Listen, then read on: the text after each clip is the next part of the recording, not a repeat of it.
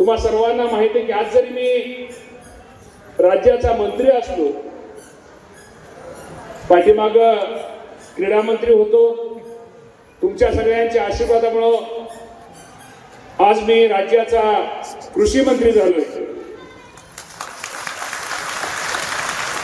आणि कृषी मंत्री झाल्यानंतर निश्चित प्रकारे माझ्यासारख्या कार्यकर्त्याला एक जाण आहे, ज्या माझ्या बहिणींनी, ज्या माझ्या भावांनी, ज्या माझ्या इंदापूर तालुक्याने त्या खुर्चीवर पोहोचवण्यासाठी मला सगळ्यांनी सहकार्य केलं, सर्वांनी मदत केली आणि विशेषतः माझ्या लाडक्या बहिणींची मदत मी माझ्या आयुष्यामध्ये कधी तुम्हाला विसरू शकणार नाही, तुम्हाला कधी विसरणार नाही।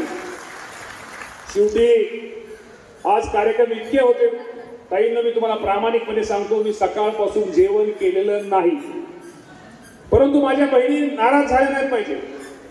माझ्या बहिणीला कुठेतरी निश्चित प्रकारे आज तुमच्या माध्यमातून, बचत गटाच्या माध्यमातून माझी महिला स्वतःच्या पायावरती उभी राहिली पाहिजे, तिला स्वतःचं एक व्यासपीठ मिळालं पाहिजे। यासाठी निश्चित प्रकारे खूप चांगलं काम या महिला तुमच्या अस्तित्वाच्या वतीनं होतंय।